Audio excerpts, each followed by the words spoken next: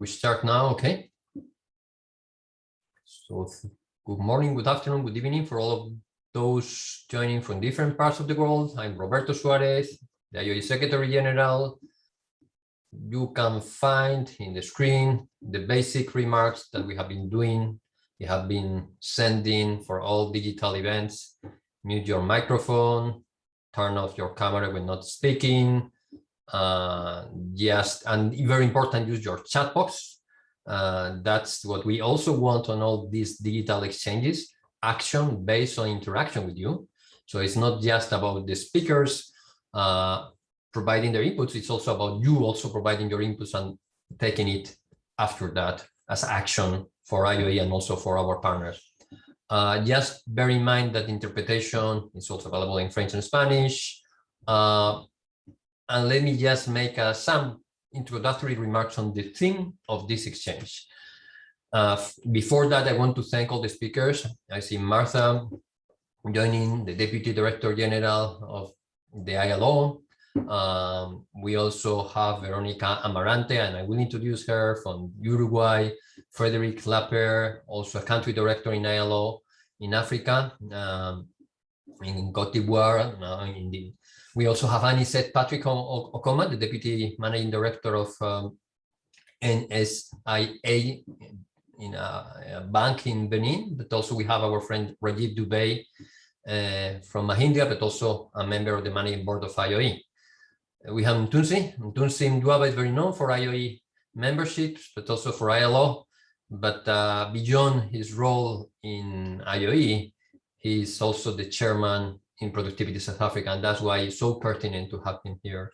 And of course, I want also to thank Amadou, because he was the one arranging all the preparations together with the IOE staff for this meeting.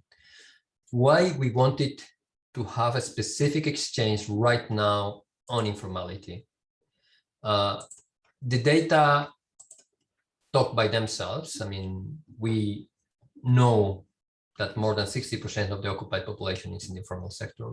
We know that in many countries, the informal sector represents more than even 80% or even 90% of the GDP, which is really an unacceptable and sustainable situation. We also know that, contrary to what we normally think, informality has not necessarily increased, globally speaking, but also in some countries, but it remains very high.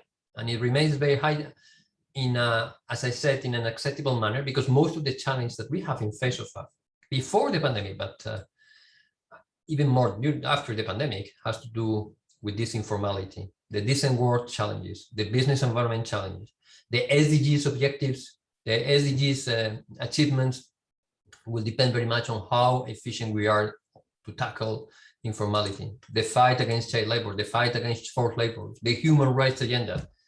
All those endeavors that we'll have to tackle in a much different manner, in a much sustainable manner, will be depending on how intelligent, how smart we are when tackling informality. We had different discussions in the G20, in the G7, in the ILO. We have an important recommendation in the ILO with concrete guidance, specifically to promote transitions towards formality, but action is not there. We have to recognize that we have not been up to the expectations in terms of delivering, and this is a mea culpa for all of us, and it's time to put ambition. And that's the reason why we want to have this exchange. This first exchange will have also regional exchange on this item, but also we have produced a guidance based on previous guidance, but also based on new and updated data on informality. And this exchange, we want to be started with some remarks from ILO. And we have the chance to have with us Martha Newton. Martha Newton, is, apart from the Deputy Director General of ILO, she has been also very much attached to this domain. And also, I have to say that she is someone who is always available when you ask her to bring important conversations to the world of not just business, to the world of the constituents of ILO. So I would ask her, please, to give us some introductory remarks to set the scene, and also based on the work that ILO has been doing and could be doing in the future. Thank you, Martha, for joining us. Thank you, Roberto. And let me first thank IOE for taking the leadership to convene this very important event on informality today. I thought I'd start out, you alluded to some of the numbers already, but just to kind of scene set for us as we go into this discussion and help understand the magnitude of the phenomenon at the center of our discussion today. So as Roberto just said, across the world, we've got 2 billion workers representing over 61% of the world's employed population in informal employment. And while more are prevalent in developing countries, the informal economy exists in all parts of the world. You've got informal employment ranging from 18% in high-income countries to 67% in middle-income countries and 90% in low-income countries. Women are more exposed to informality in low and lower middle income countries and are often found in more vulnerable situations than their male counterparts. And the incidence of informality is really particularly high among young people. 3 out of 4 young people are in informal employment. And the informal economy absorbs 8 out of every 10 enterprises in the world. These are mainly unregistered small-scale units, often employing 10 or fewer undeclared or low-skilled workers, including unpaid family workers. And over 75% of total informal employment takes place in a business of less than 10 workers, including 45% of independent workers without employees. So, informality is a phenomenon of great magnitude, which, contrary to the old forecast, has not diminished over time. In fact, it's even increasing in some countries. So those are just some points I wanted to set the scene with, and then just want to talk a little bit about the kind of adverse consequences of informality. I mean, we just know that it has so many adverse consequences, whether that's on individuals, on enterprises and business, or on society as a whole. By definition, informal economy workers are not recognized or insufficiently protected. They face the most profound decent work deficits and are highly, highly vulnerable to external shocks. For example, a woman wage employee in the informal employment earns on average 47% of a wage of a man in formal employment. And a man in informal wage employment earns the equivalent of 66% of his counterpart in formal wage employment.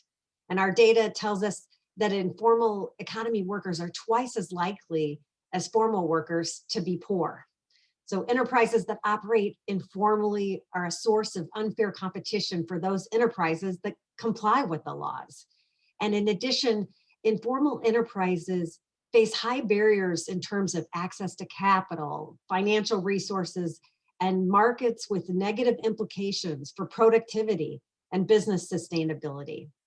So on the average, according to our data, labor productivity is more than 2 times lower in enterprises in the informal economy compared to enterprises in the formal economy.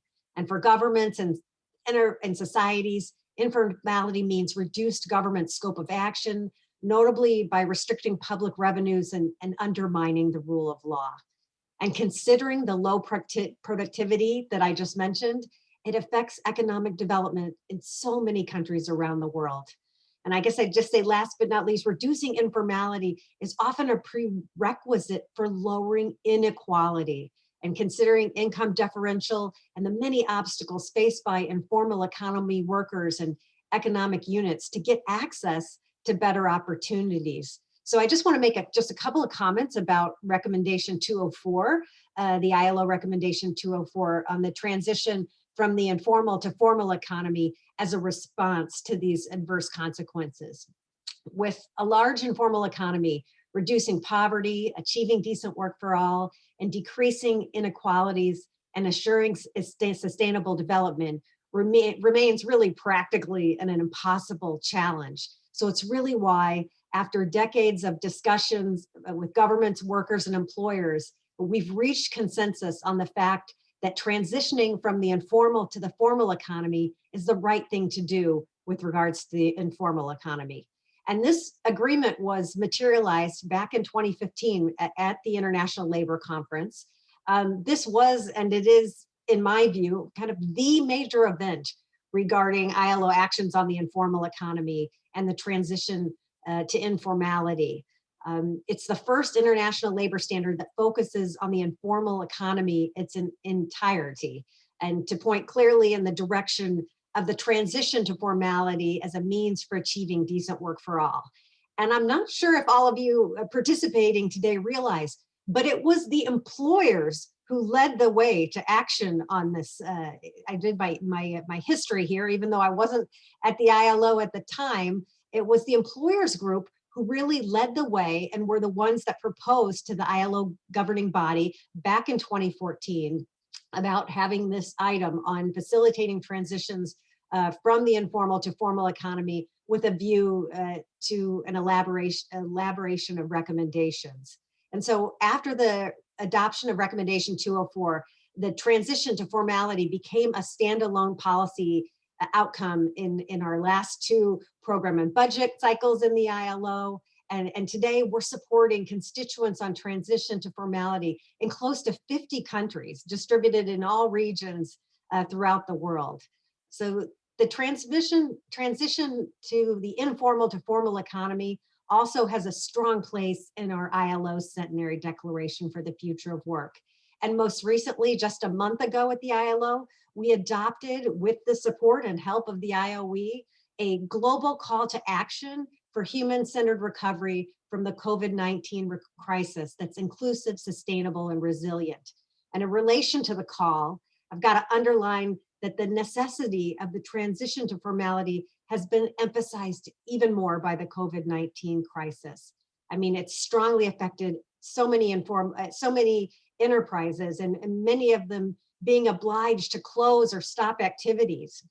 In addition, countries characterized by a large informal economy have had more limited fiscal space to implement wide-ranging measures to acquire vaccines, which have leaving millions of workers and enterprises unprotected against the COVID pandemic and its effect. So just in closing, I want to say a few words on the content of transition to formality and some possible innovative approaches, which I know we're going to get to in our discussion today.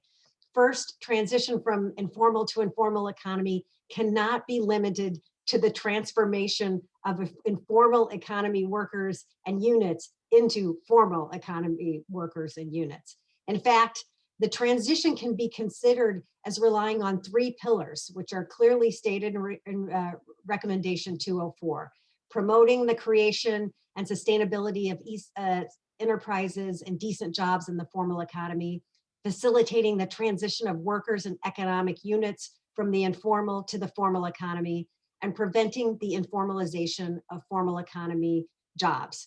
So distributing the action among the three pillars underlines the importance of the development of sustainable enterprises for the transition to formality. It's really the main instruments to generate quality jobs in the formal economy. And the prevention of informality is a subject to growing concerns among our constituents in the context of COVID-19. And transitions to formality are complex and long-term processes requiring that we address root causes of informality that are multiple. They relate to economic and institutional environment, such as the ability of the economy to create quality jobs, and inadequate regulatory framework, or a lack of transparency and accountability of public institutions.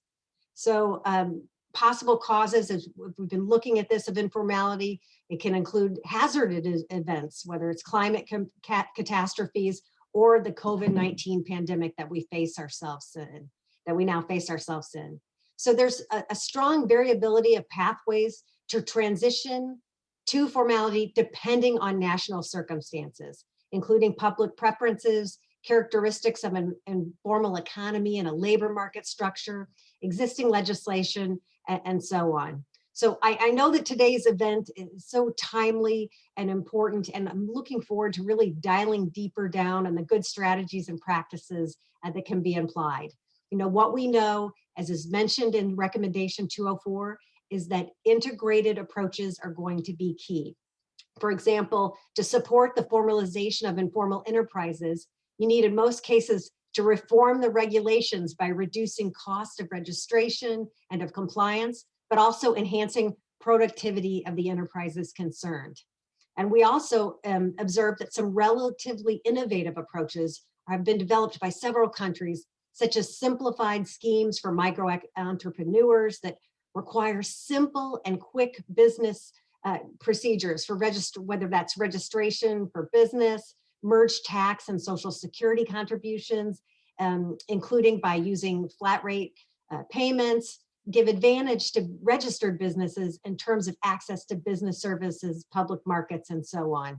And one of the innovative areas in which the ILO, where we're really trying to invest heavily in, is harnessing technology for the transition to formality. For example, utilizing mobile phones for registering workers and delivering social protection or benefits combined electronically by using tax, social security, and labor inspectorate databases, using those digitally to foster compliance. So here again, the results are promising, and digital solutions aren't a miracle, but that will necessarily eliminate informality, but they're definitely, technology is something that we should be looking at very seriously to help solve this problem. So, you know, we're convinced that more needs to be done with regard to developing and supporting innovative measures. We just really commend the IOE and Roberto. I mean, just that you said, you know, now is the time for action, and we have to really, you know, put ambition behind our action. So we're just really thankful again for the IOE taking the leadership today to convene this very important discussion on informality. And we really look forward here at the ILO to working closely with IOE and its members, taking your ideas on how we're going to address informality and turn it into action. So thanks again for having me here today. Well, thanks to you. Thanks to you. I haven't, by the way, I haven't told to smile so that they can make me a screenshot, which is decent. But thank you very much. I think you have been very, very detailed in terms of providing some guidance, and I want also to stress some point that you refer. First of all, the gender aspect. This data that you provide us in terms of vulnerability, not just on wages but also on opportunities of women in the informal sector compared with men, I think is quite striking. I also have to stress that one of the good points of the recommendation 204 is that we really, and I would say for the first time in the ILO, we managed to get a consensus on how you really need to address the business environment in order to promote transitions towards formality. And there is very clear guidance in this recommendation on registration access, administrative barriers, some elements that you normally do not find so often in the ILO output. And I want to be very, very frank with you. And also you refer to the productivity agenda, and I will listen after that from Tunsi, and how closely closely linked is that to the promoters on transitions towards formality. So you gave us some ideas on innovative approaches, which have very much to do also with the digitalization, and we will take from there also for possible action also with the ILO. But I want now to give the floor to the next speaker, Professor Verónica Amarante, a researcher of the University of Uruguay, la Universidad de la República de Uruguay. We have a specific question for Verónica, which is linked also to inequalities and how inequalities are affected by informality. But if you can provide us ideas also on the way forward precisely to tackle informality at the same time that we tackle the inequality access. Y muchas gracias also también por estar con nosotros. Sabemos además que Uruguay es un país que puede presentarnos también ejemplos, ¿no? O experiencias de interés para todos. Verónica, gracias además por estar tan temprano con nosotros. Okay, thank you very much. Thank you very much for the invitation to participate in this event. I would like to, may I share my screen? Yes, of course, yes. And it's all prepared for that.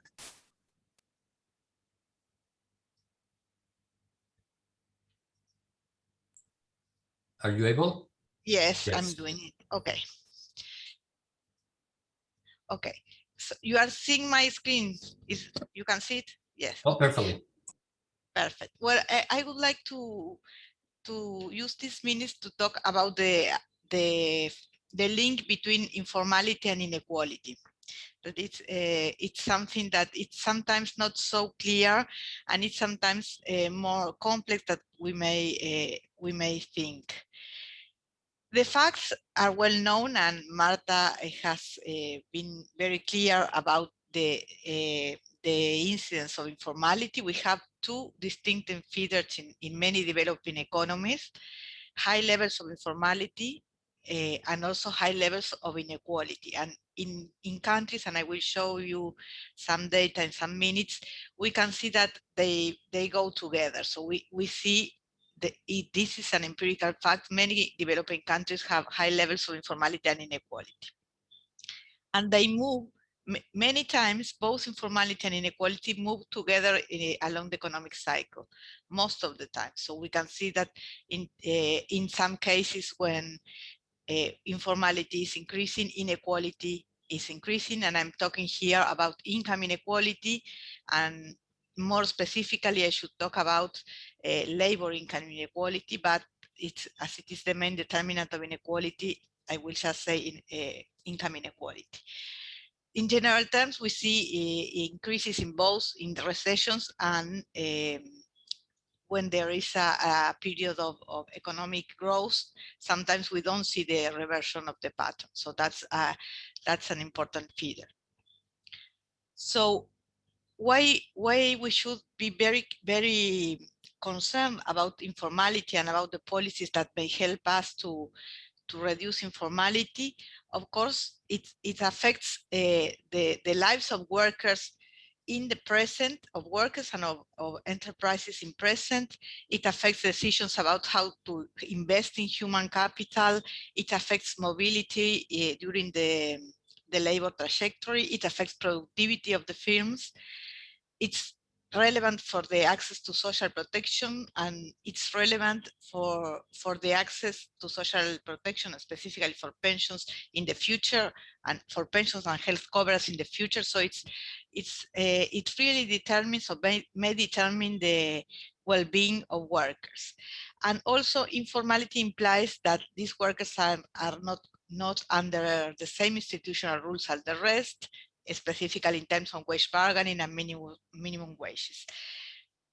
Another persistent feature that Marta also mentioned is the gap, the wage gap between the formal and informal sector. And this is also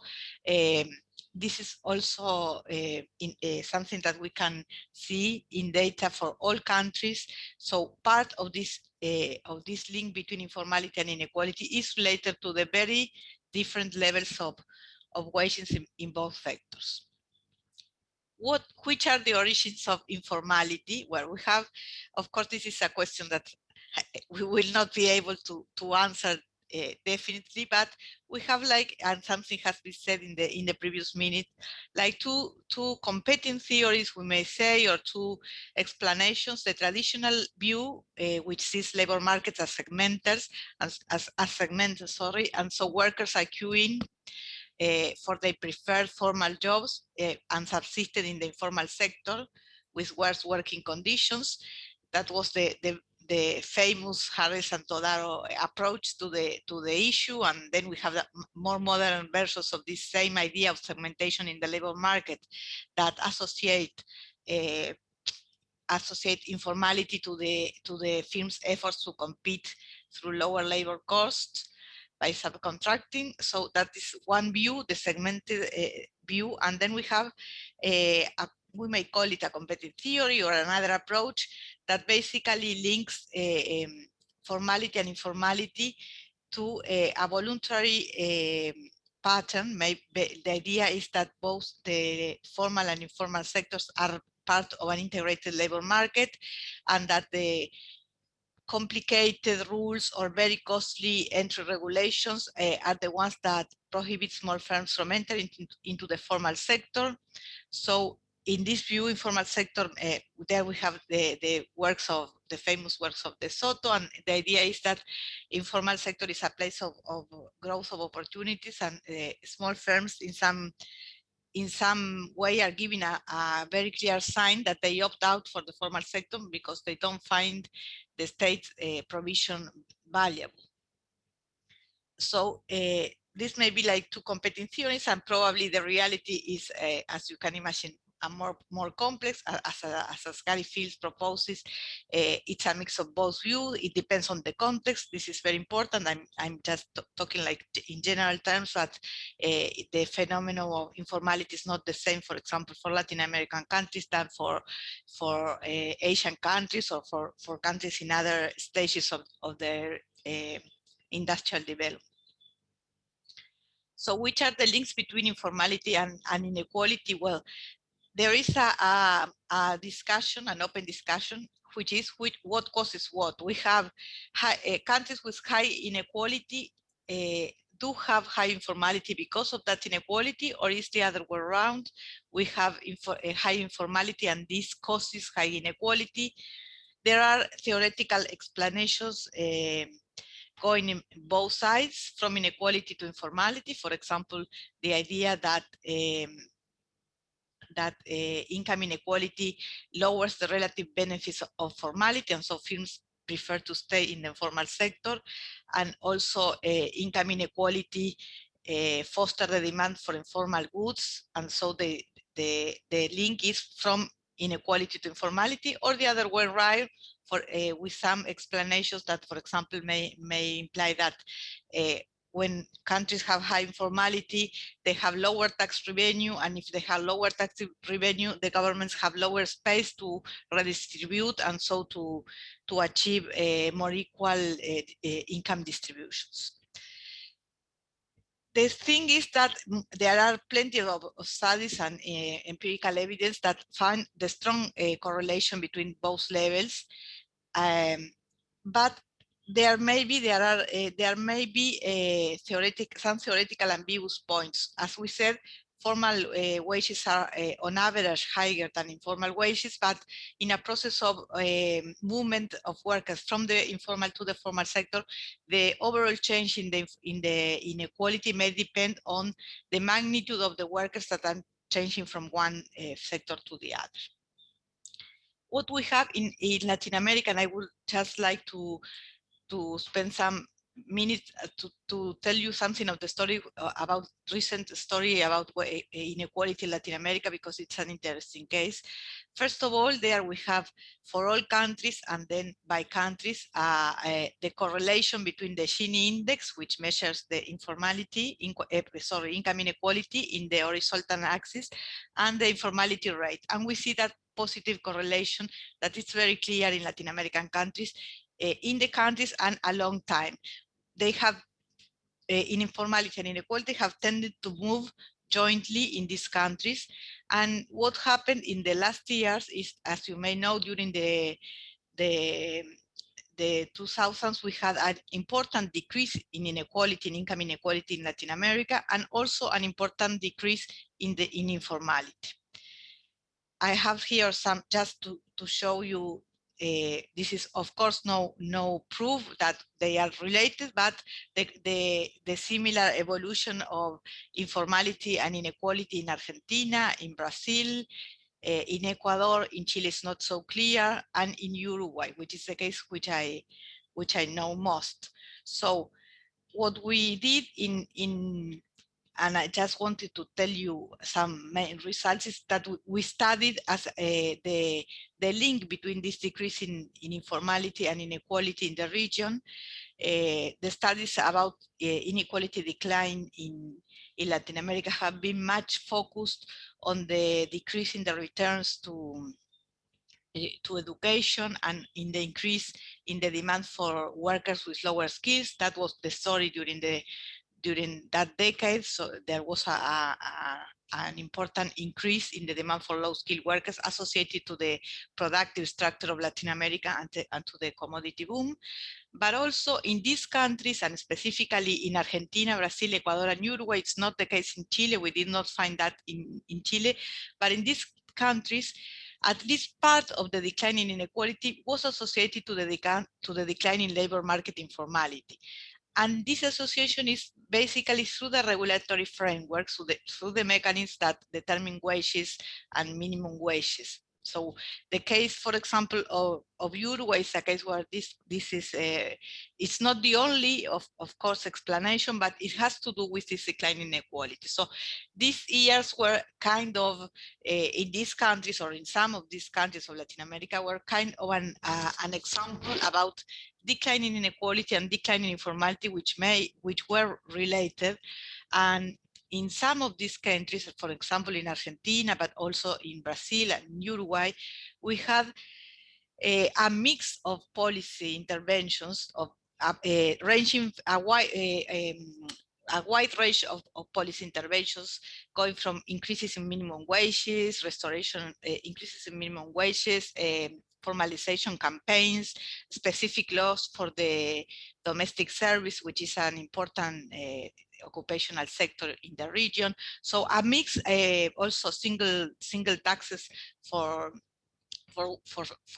small enterprises. So a mix of policies which acted and helped to this virtuous cycle. In the last years, and I would say in the last 5 years, this has like stopped. We are, well, now we are in the COVID crisis, and so we will have to see how this ends.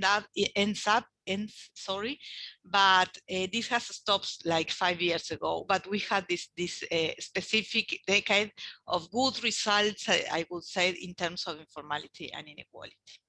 And so that's what I wanted to share with you. Thank you very much. I will stop. Thank you very much, Veronica. I think it has been very interesting. Really appreciate the input that you have provided us. There are some questions already for Martha, but we'll wait until the end. But also I would have some questions, at least myself, for you regarding the regulatory approach on minimum wages. I think that's also going to be an interesting exchange among ourselves based on the experience in Argentina. And I see also that we have some of our members in Argentina also joining us, and also in Uruguay.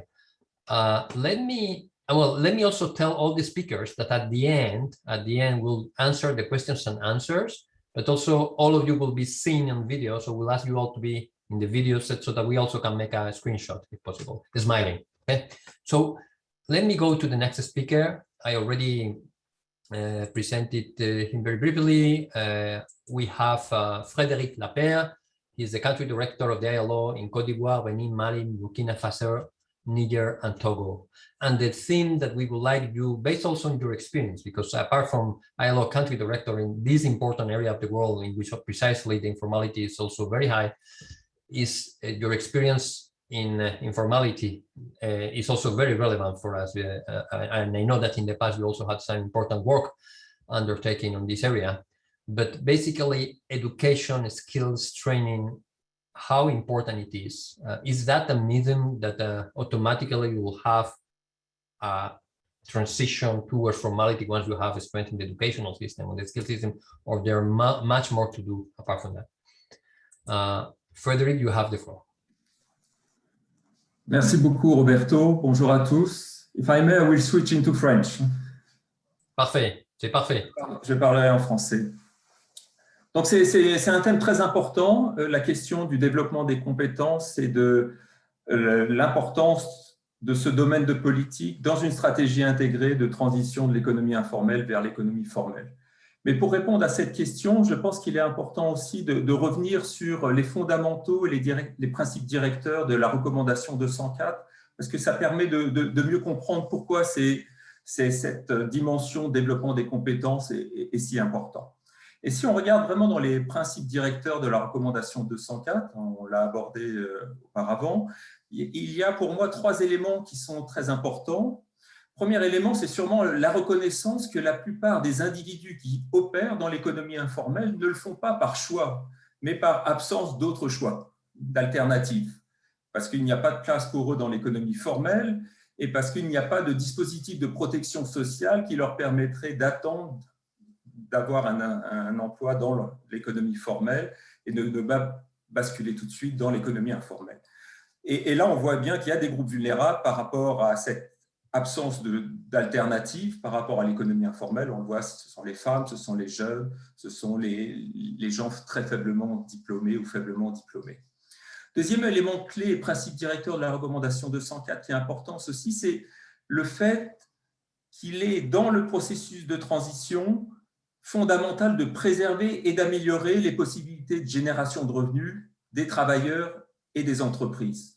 C'est-à-dire, la transition, ça ne doit pas être un processus qui va priver les opérateurs économiques de leur capacité entrepreneuriale, de leur capacité à générer un revenu.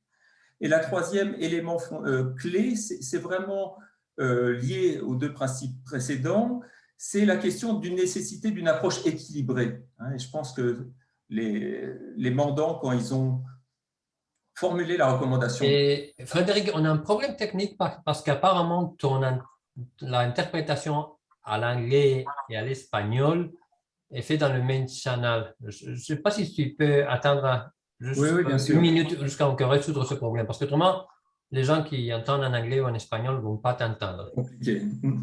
Désolé. Ouais. So, Elodie, can you try to fix this problem for us? Yes, it's with the interpreter directly. Okay. I don't know whether the interpreters can help us. Is it okay now? It seems to be fine. It's okay. Jorge, can you confirm? Sinon, je passe en anglais, je peux repasser en anglais aussi. Mais c'est bien en français.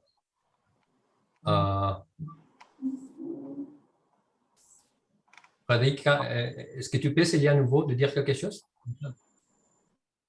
Yeah, now it's working. Oui. Now it's working. It works? Okay, Frédéric, continue, please. D'accord, merci.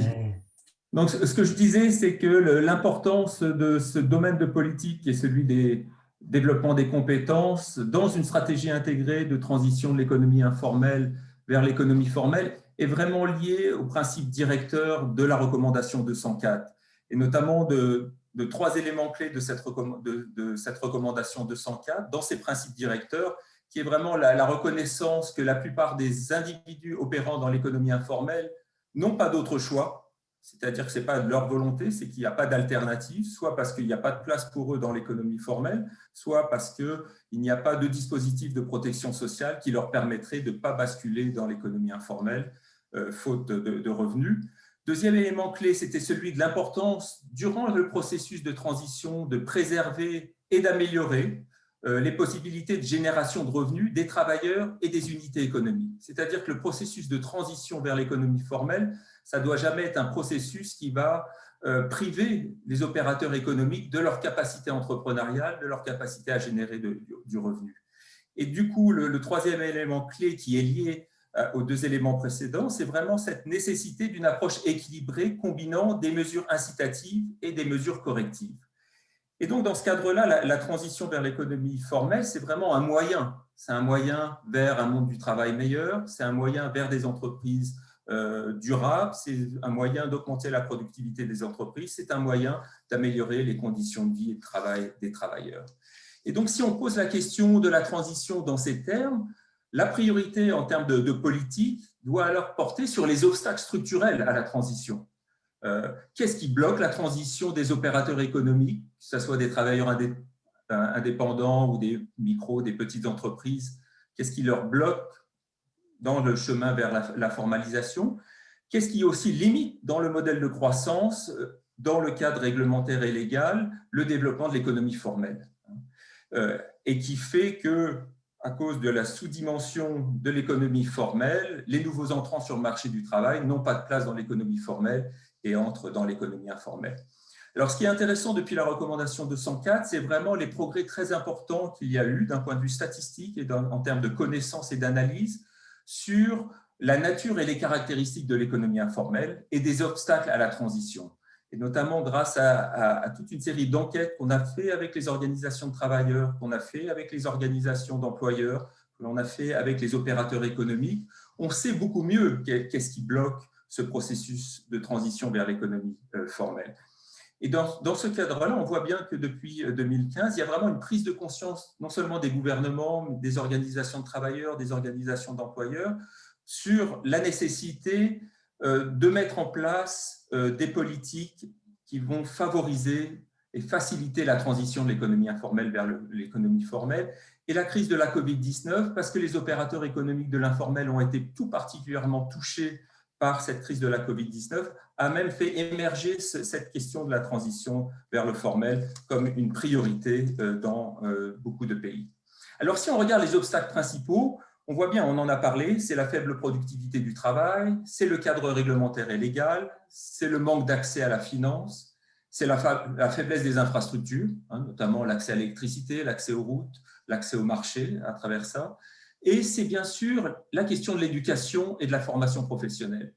Et cette question de l'éducation et de la formation professionnelle, c'est un goulot d'étranglement, c'est un obstacle structurel à une transformation structurelle inclusive des économies nationales qui seul peut permettre justement un mouvement de l'emploi de l'économie informelle vers le formel. Ce ne sont pas des politiques ciblées qui vont permettre cette transition large quand l'économie informelle est massive, ce sont vraiment ces transformations structurelles inclusives.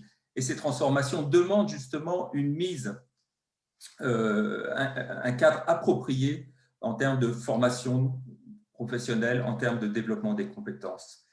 Et donc, ces dernières décennies, on a vraiment vu, en termes de transformation, une transformation d'activités à faible productivité en milieu rural vers des activités à faible productivité en milieu urbain, mais pas d'accroissement dans beaucoup de pays de la productivité du travail. Et c'est ce qui a vraiment bloqué la question de la transition de l'emploi de l'informel vers le formel. D'où l'importance d'un écosystème, et on en rediscutera après, je le sais, d'où l'importance d'un écosystème qui est vraiment favorable à ces transformations structurelles inclusives. Et c'est dans ce cadre que l'éducation et la formation professionnelle jouent vraiment un rôle majeur dans la transition vers l'économie formelle. Si on regarde les dernières statistiques du BIT comparatives sur la question de la part de l'emploi informel selon le niveau d'éducation, si vous n'avez pas du tout d'éducation, c'est presque 94% de ce groupe de population sans éducation qui est dans l'informel. Si vous n'avez qu'une éducation primaire, ça ne sera plus que 82%. Par contre, si vous avez une éducation supérieure, il n'y en a plus que 24% de ce groupe d'éducation supérieure qui se retrouve dans l'économie et en emploi informel. Et c'est la même chose si on regarde la distribution de l'emploi formel et informel selon le niveau d'éducation. Si on regarde les gens qui sont en situation de travail formel, seulement 5,3% n'ont pas d'éducation. Et si on regarde à l'opposé ceux qui sont en situation d'emploi informel, seulement 7% ont un diplôme d'éducation supérieure. Donc, on voit vraiment l'importance que peut jouer le développement des compétences, les politiques éducatives dans cette transition de l'économie informelle vers le formel.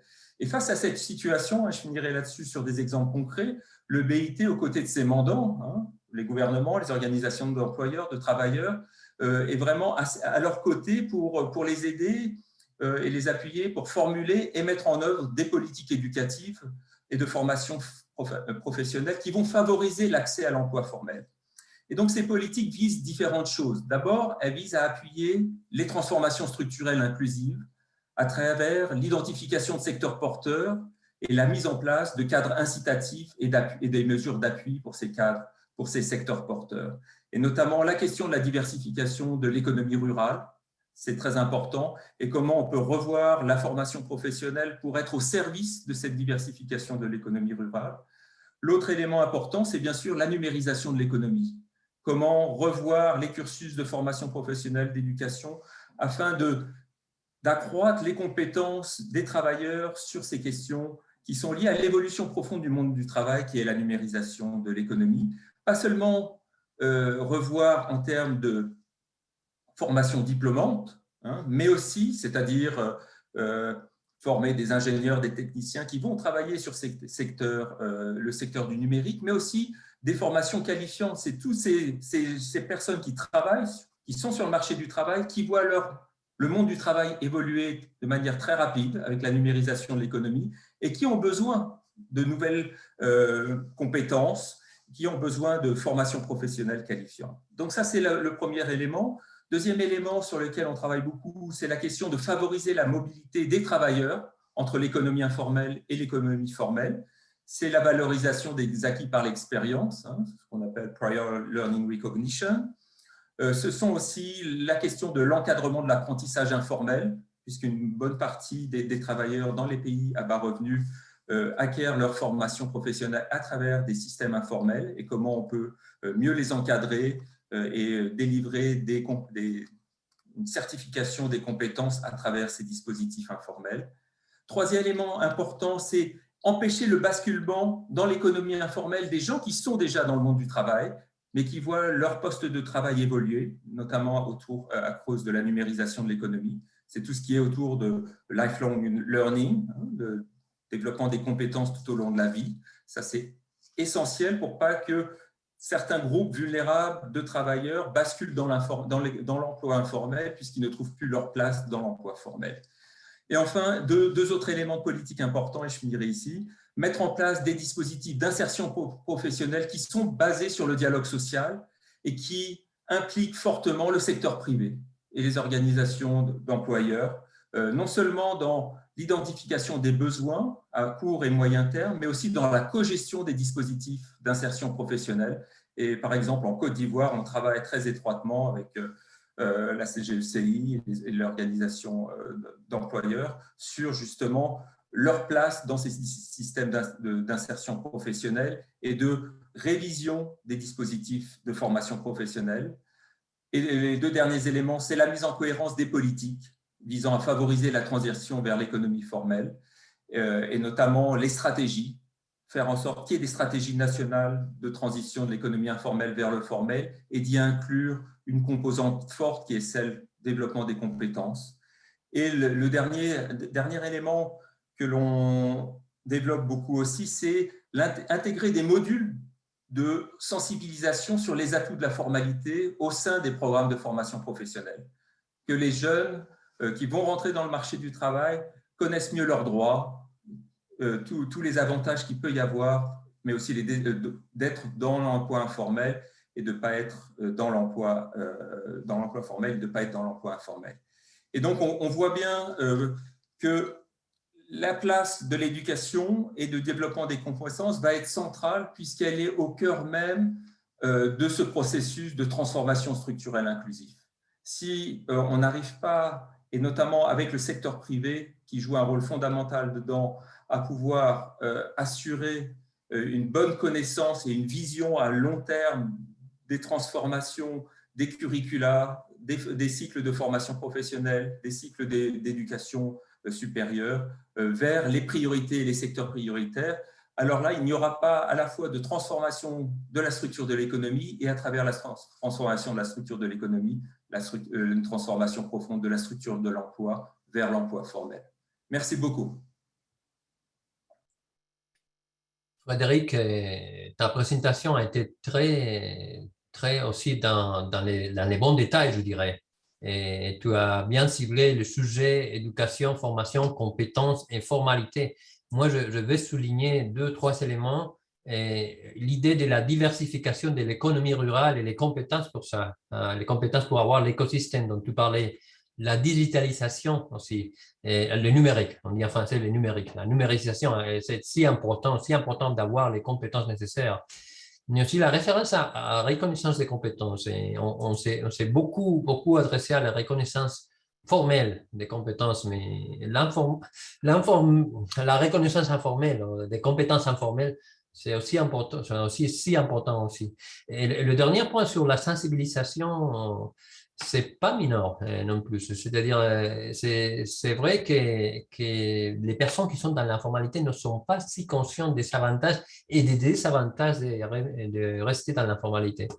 Mais on aura un dialogue après, mais je vais donner maintenant la parole à notre prochain speaker, aussi en français. Il va faire son intervention en français. C'est M. Anissé Patrick Okoma. il est le Deputy Managing Director de NSEA Banque Bénin, mais surtout la question est focalisée sur l'accès à financement. Le rôle de finance, le rôle de financement dans la formalisation. Et on voit aussi que beaucoup d'entreprises, beaucoup d'individus ne sont pas dans la formalité précisément parce que l'élément financement manque. Alors, Anicette, la parole est à vous et on est enchanté de vous écouter. Merci beaucoup de nous avoir rejoints.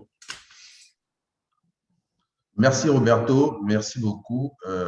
Merci également à IOE de donner l'opportunité au groupe NCA de se prononcer sur le sujet, qui est un sujet d'actualité qui revêt une importance capitale.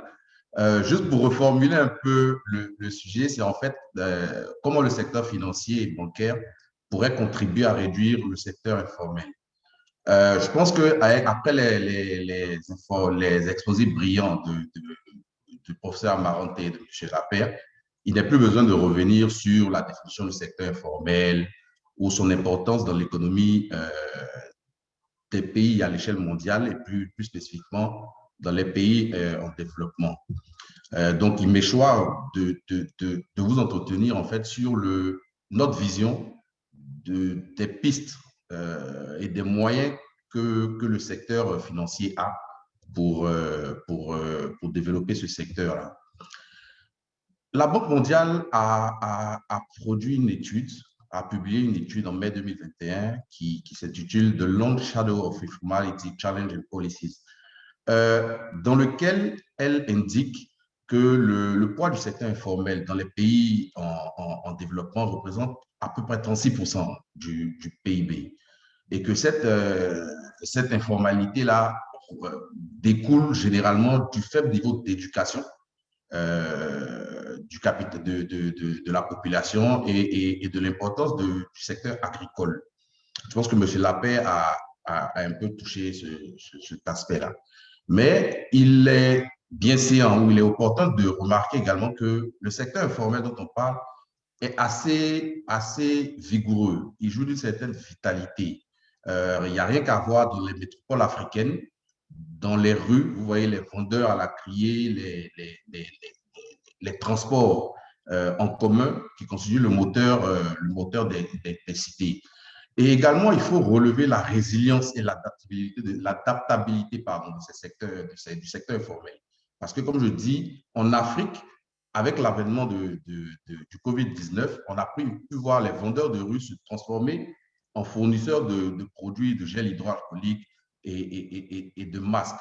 Mais force est de reconnaître que le niveau élevé de formalité rime avec de faibles performances de développement. Quand on regarde les pays qui ont un important secteur informel, ont un revenu par habitant qui est relativement faible. La pauvreté, le taux de paupérisation est beaucoup plus étendu. Il y a de fortes inégalités au niveau des revenus. Je pense que le professeur Amarante l'a évoqué. Les investissements sont moins nombreux. Et quand on parle de développement durable, on va dire que ce n'est pas des objectifs qui fassent partie de leurs priorités. Également, pour toujours vous parler de chiffres, la Banque mondiale a corroboré ses dires. Hein, la Banque mondiale a estimé qu'environ un quart de la population des économies en développement, dont le niveau d'informalité est supérieur à la médiane, vit dans l'extrême pauvreté. Ça met un peu en exergue la relation qu'il y a entre l'informalité et la pauvreté. Dans ce contexte-là, comment le secteur financier et bancaire peut intervenir ou peut contribuer à le réduire, ce secteur-là? Déjà, je pense que c'est par un mind shift, donc c'est par une prise de conscience. Il faut comprendre que ce secteur informel-là, plutôt que d'être un poids ou d'être une tare, peut constituer une véritable opportunité pour le secteur financier. L'un des principaux éléments, c'est déjà de favoriser l'accès au financement de façon intelligente et de façon adaptée. Parce que l'accès au financement est longtemps apparu comme un privilège, en fait, pour cette frange de la population-là, simplement à cause des banques à capitaux étrangers qui ont des critères assez rigides, qui n'étaient pas forcément adaptés aux réalités économiques de nos zones. Et je pense que c'est ce qui a favorisé l'essor des banques panafricaines qui, elles, sont venues justement répondre à ce besoin-là, trouver des méthodes de financement adaptées aux réalités de nos économies et aller rechercher non plus la clientèle sélecte, mais ces clients-là, justement, qui constituent le véritable tissu économique, parce que s'ils sont accompagnés, leur business va progresser parce qu'effectivement, le non-accès au financement représente un frein important au développement de leurs activités. Également, il y a l'avènement de tout ce qui est services financiers mobiles, dont l'essor s'est manifesté autour des années 2000 en Afrique subsaharienne. Via ces services financiers mobiles-là, on a permis aux populations d'avoir accès à des porte-monnaies électroniques, petit à petit à transacter, à réduire les transactions en espèces et à les éduquer progressivement. Parce que le taux de pénétration bancaire était faible, pendant que le taux de pénétration de la téléphonie mobile était assez élevé. Donc, c'est autant d'éléments qui ont permis une certaine innovation financière, en fait, et l'émergence de certains produits financiers qui sont offerts par de concert entre les banques et les opérateurs de téléphonie ou même les fintech. Et aujourd'hui, il se développe beaucoup de produits de ce genre-là, de crédits innovants, d'épargne, et maintenant même, on parle d'assurance mobile. Et donc, c'est un peu dans ce contexte-là que le groupe NCA a compris que pour se faire une place, il ne faut pas se contenter d'aller sur les marchés classiques, mais il faut également trouver le moyen de pénétrer ce secteur-là et d'aider les entrepreneurs de ce secteur-là à faire la transition vers le secteur formel. En général, ce qui les empêche, c'est effectivement un bas niveau d'éducation, c'est une méconnaissance des process de la banque classique et c'est même la crainte, parce qu'en général, ces gens-là, ils ont peur de ce qu'ils ne connaissent pas. Donc, le premier élément qu'on devrait mettre en œuvre ou que le groupe NCA met en œuvre, c'est vraiment la sensibilisation, l'accompagnement, le conseil et l'orientation. Ça, c'est vraiment l'un des premiers éléments, en leur montrant l'intérêt de rentrer dans la formalité, les avantages que ça pourrait susciter. D'aucuns parleraient de peur, des pressions fiscales et tout, mais nous, on a coutume de dire que mieux vaut avoir 10% de 1000 que 100% de 1. Dans tous les cas, avec 10% de 1000, vous créez beaucoup plus de valeur et de richesse pour vous et vos proches. Et donc, le groupe NCA s'est engagé dans des initiatives concrètes pour illustrer ce que je disais tout à l'heure. C'est par exemple le lancement avec un opérateur de téléphonie qui est assez connu mondialement, le lancement de Orange Bank Africa. Orange Bank Africa, en fait, c'est une institution qui a été créée entre NCA, en partenariat avec NCA et Orange, pour démocratiser l'accès au financement, aux services financiers en Afrique de l'Ouest. Donc, l'objectif, c'est de répondre aux besoins de cette partie de la population-là, qui est dite population informelle ou activité ou secteur informel, pour leur permettre d'emprunter des crédits ou d'épargner ou de bénéficier de services financiers adaptés à leurs activités et leur quotidien pour pouvoir développer leur business. Donc, on a compris très tôt la nécessité d'accompagner ces acteurs-là. Également, au Bénin, on fait partie des premiers opérateurs, des premières banques, on va dire, sinon sans prétention aucune, on va dire qu'on est la première banque à avoir lancé le service de réception de tout ce qui est transfert d'argent sur les mobiles, sur les portefeuilles, sur le portefeuille électronique, et d'avoir développé en partenariat avec les opérateurs de téléphonie de la place, les options de push and pull, donc pouvoir recevoir de l'argent sur son wallet à partir de son compte bancaire et vice-versa. Ça permet progressivement d'emmener cette population-là qui était totalement distante des services bancaires à venir progressivement à se rapprocher de la banque à découvrir les services additionnels, à voir qu'avec un wallet, on peut avoir un compte, avec un compte, on peut avoir une carte, on peut bénéficier de produits d'assurance, on peut bénéficier de produits de transfert. Si on a des dépôts réguliers, on peut bénéficier de microcrédits, etc., etc. Et donc, ces services-là également permettent de régler la problématique de l'implantation géographique au niveau des agences. Vous n'êtes pas sans ignorer que ça représente un investissement assez lourd que de s'implanter partout. Et donc, la digitalisation et le relais par les sous-agents, on va dire ça comme ça, ou les distributeurs de monnaie électronique, vient régler ce problème-là. Donc, globalement, on pense que c'est vraiment un secteur qu'il faut accompagner. Il faut comprendre leurs problématiques et essayer de les adresser. On a d'autres initiatives en cours actuellement dans la micro-assurance digitale avec certains partenaires et avec certains SFD de la place. Ces initiatives sont très avancées et devraient se concrétiser, on va dire, courant 2021. Je pense que tous ces services-là contribueront à terme à accroître l'inclusion financière et à accélérer la transition de ce secteur informel-là vers le secteur formel. En Côte d'Ivoire, parce que qui dit secteur informel, le secteur informel, au risque de me tromper, est représenté ou est constitué, j'ai envie de dire, à 99% de PME. PME qui, par ricochet, ont des difficultés réelles d'accès au financement. En Côte d'Ivoire, par exemple, cette cible-là est la priorité de notre institution. Donc, on a bénéficié, on est en partenariat avec le ministère des PME et également de bailleurs de fonds internationaux comme Couparco, SFI, où on a bénéficié d'une ligne de crédit spéciale de 20 milliards pour le financement spécifique de ce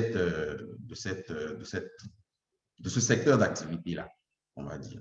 Donc, pour terminer mon propos, je dirais que chez nous, nous sommes persuadés que les économies africaines sont insuffisamment exploitées parce qu'il y a encore un énorme potentiel qu'on peut saisir. Imaginez un instant que le secteur financier réussisse à convertir ne serait-ce que 50% de ce secteur informel-là. Imaginons tout ce que ça représenterait comme impact sur la richesse qui serait créée dans nos différents pays. Donc, en tant que banquier, notre rôle, c'est d'irriguer le système financier de l'économie réelle, mais également d'accompagner cette transition-là et de permettre son accélération. Bon, bien sûr, nous sommes également réalistes. Les banques n'y arriveront pas seules. Donc, c'est un sujet, c'est un défi. Plutôt que d'être une problématique, nous, on pense que c'est un défi parce qu'on pense que c'est quelque chose qu'on peut relever. Et donc, c'est un défi qui concerne les autorités publiques qui doivent faciliter l'accès à l'éducation, améliorer le climat des affaires, rationaliser la réglementation fiscale, parce que ça constitue un véritable frein à la volonté de ces entrepreneurs-là à venir vers le secteur formel. En tout état de cause, tout ce qu'on pense et ce dont on est convaincu, c'est que la première richesse de l'Afrique, c'est son capital humain et il n'appartient qu'à nous de le fructifier et de le faire grandir. Je vous remercie.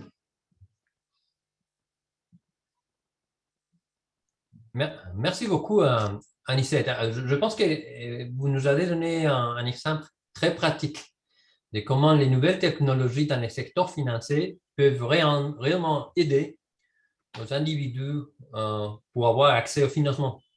Et ce sont des développements qui sont en train de se passer, pas seulement dans Bénin, mais dans beaucoup d'autres pays dans le monde. Alors, il y a tout un moyen de renforcer le côté technologie et formalisation. Et c'est précisément ce point-là qui va être lié à la prochaine intervention. Et pour ça, we have with us, and then I turn into English, Rajiv Dubey.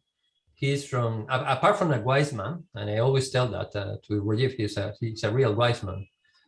He's a corporate person, a very important corporate person in a very important company in India, which is called Mahindra. And many of you, most of you perhaps already know about Mahindra. But beyond that, also he's a very, very active and engaged member of IOE.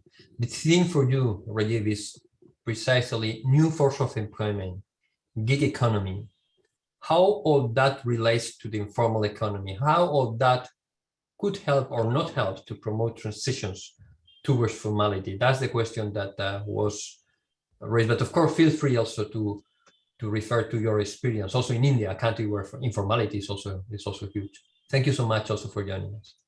I'm afraid, Roberto, I couldn't hear anything at all. Can you hear me? We can hear you perfectly. Hello. We can hear you perfectly. You cannot hear us? Hello. Cannot. You have problems listening? Hello, can you hear me? Roberto, I'm afraid you can hear me. Oh, wonderful. Okay, so thank you very much. I couldn't hear the introduction, but let's get on with the show. And I'm going to request Elodie to move on. Next slide. So my presentation has three parts. The first talks about the core framework and the principles gleaned from international experience to tackle informality. The second one looks at technology and how that poses opportunities and challenges for government. And finally, the largest section will be on the Indian experience with reference to A and B above. Elodie, next one, please. Now, it's so obvious that government action must look at and address both root causes and consequences, and the two interact. But they need to look not only at the content of the policy making, but the process itself. And I think that's really important. And this slide just shows the interrelationship between the elements shown on the slide. Elodie, next one, please. Now it's been talked about, so I'll very quickly go through it. Root causes and consequences interact with each other. Root causes, very roughly speaking, can be put under two broad heads: low productivity and poor governance. And the consequences have been talked about: poverty, inequality, exploitation, especially of the more vulnerable sections, low levels of financial and physical capital, and low levels of skills. So let's now, with this general framework, move on. Now, government action, rather than being punitive, is better in solving the problem if it is of the enabling and the supporting variety. It should be practical and doable, and it should have a local focus. Now, that's very important. You can't take the experiences of one country and transplant it into another. You have to find local solutions that address local conditions. You cannot have over-regulation, which is a killer, nor can you have no regulation, which would lead to anarchy. So you need to have smart regulation. Now, what smart means is something each country would have to, each government would have to figure out. You need simplified business regulation and startup procedures. And this becomes very critical. In fact, this often is the main cause of why the informal sector remains very large in many economies, and why the transition from informal to formal is very, very slow. Next, please.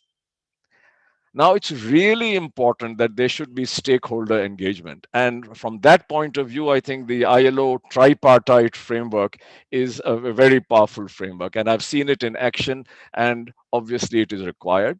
Technology, and I think a couple of speakers, I think Martha particularly used this phrase, you have to harness the power of technology to facilitate the ongoing process. And I'll talk a little bit about it in the next sections. And of course, there's a very important role of the private sector. I mean, in fact, in most countries, it's the private sector and the employment in the private sector which account for the bulk of employment and GDP. And you've got to recognize that. And improvement should be along a continuum. So the transition and the pace of transition and the nature of the transition is really very important. And that's where the skill and the wisdom and experience of governments and other stakeholders comes in. Next, please. Now I come to the second part, which is specifically talking about digital transformation. Now, digital transformation often is talked about in the context of online platforms and location-based platforms, where platforms are used to provide actually physical services. But the truth is that actually digital transformation is taking part across all aspects of economic activity and also government activity. So really, digital transformation has to be seen in a broader context rather than just focusing only on an online platforms and location-based, although platforms are important. But in a country like India, platforms would account to say 30 million employees out of a total employee base of 500 million. So clearly we need to look at things outside of the platform, and the principles remain the same. Clearly, technology gives opportunities and challenges, and let me quickly talk about, in general terms, what the opportunities and challenges are before I get into the details of the Indian experience. Next, please. So it's been talked about. Technology can allow access to new markets. It can lower transaction costs. It can give access to both financial and physical capital. It can help to simplify and to improve the pace of business regulation. It can give consumer protection. And now let's look at some of the challenges. Next slide, please. Okay, so with digital transformation, especially platform gig workers, we have this problem which is of changing employers. Now, in fact, I mean, if you look at a country like India, if there was no platform, the bulk of our workers were still gig workers. So now what happens when they keep changing employers? How do you resolve disputes? Who pays for social protection? Who pays more social protection? One can find some solutions, at least theoretically. Who pays for skilling, ongoing skilling? Who ensures OSH, especially when there's going to be work from home? How flexible should regulations and labor laws be? I mean, you can go to the other extreme where you get into anarchy, and that's why we talk about smart regulation. And of course, when you talk about technology, you always have to keep pace with dynamic changes. So there's a lot of opportunities, but equally there are challenges in using the power of technology. Next slide, please. Now, let me talk a little bit about the Indian experience, which is what I'm more familiar with. So I'll go into some detail to see what it actually means. Now, if you look at social security, in India, the government has enacted a code which extends protection to all workers. And by that code and that enactment, we added 225 million employees who were covered by the Social Security Code. So there's a lot of work that is sought to be done in regulating the working time and the remuneration that is going to be paid. That's a bit difficult to implement.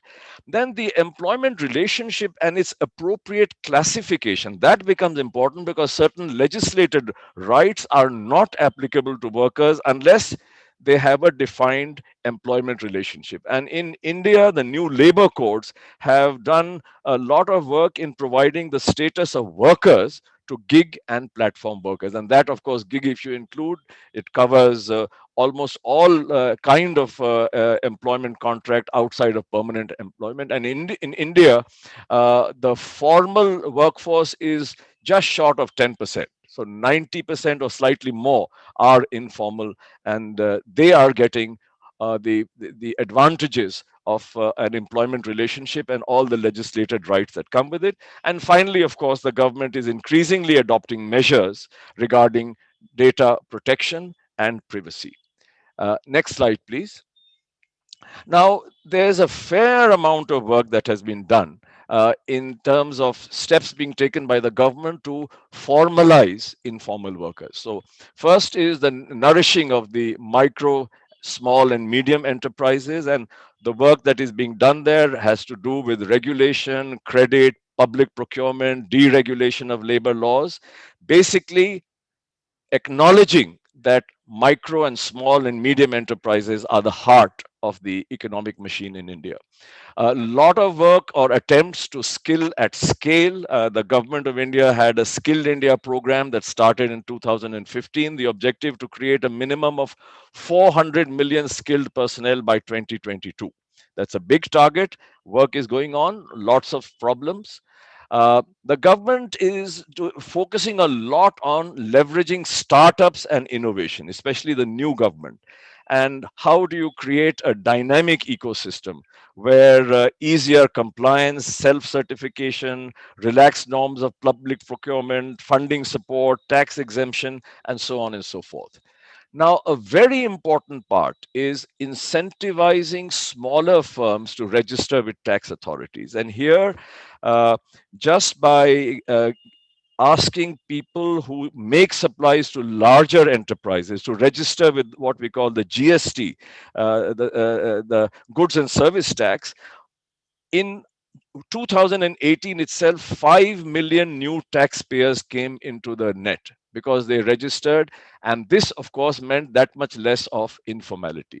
And of course we already mentioned regulatory reforms to simplify process and to create transparency, and technology has a big role to play. And I will talk about how 29 central labor laws with all associated sub-laws were clubbed into 4 codes to provide a very comprehensive pathway to move from informal to formal. Next slide, please.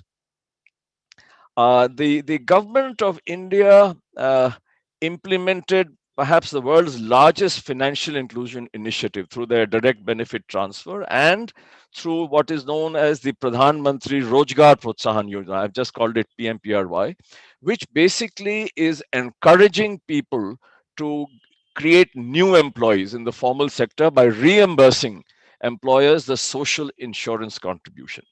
And this, of course, has in India brought about in 1 year more than 12 million new employees through 153,000 establishments. So in India, because of our large population, we obviously have large numbers to achieve. And therefore, maybe what I'm saying is not too impressive in the context of the large numbers. Let me move on to the next slide. Here I have already mentioned that 29 labor laws were compressed into 4 codes. And let me give you just the highlights of these codes because they really provide an integrated pathway towards the formalization of the informal economy. Now, the extension of the legal coverage of minimum wages and timely payment of wages to all added 225 million workers into the pool of existing workers. So total 500 million, 225 were added because of this extension of legal coverage. There was a simplification in the wage structure. There was an establishment of a statutory national floor wage, and that is just being created into rules. And what all this has resulted in is more formalization through the transfer of more welfare and social justice to the lower paid workers, improvement in the quality of their employment, and improvement in the compliance due to the simplification of the wage structure. I move on now to the Social Security Code. I already mentioned that we have extended it to the entire unorganized sector, including migrant workers, self-employed, gig and platform economy workers. And this has resulted in enhancing the coverage of informal workers under the Social Security benefit and concomitant formalization. The Occupational Safety, Health and Working Condition Code.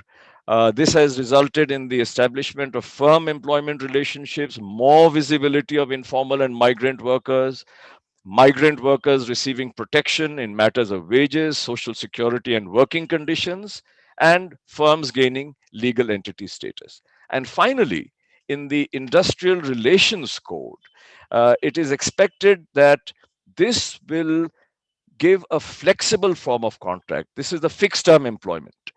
And this will create a big pathway for the movement from the informal into the formal, and especially for youth and for women.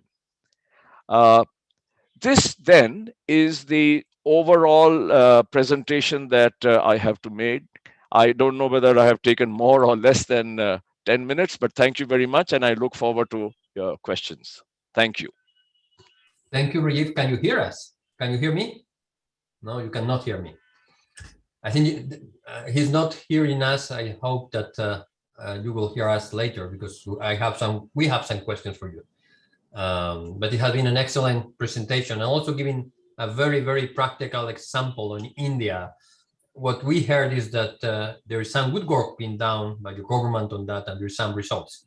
I mean, if we hear the measures that have been taken, and also some measures which are not always easy and to some extent controversial, who have to do with also with the labor regulation. So let's move to the next speaker. And as I already advanced, the next speaker is very known by all of us. He has a strong leadership role in IOE. I have also to say, from a personal perspective, he's a good friend, and but very, very, very also much attached to the productivity agenda. And he has been very, very stubborn, I have to say, for the good reasons, on the productivity agenda in ILO, in IOE, and he is the chairman of Productivity South Africa.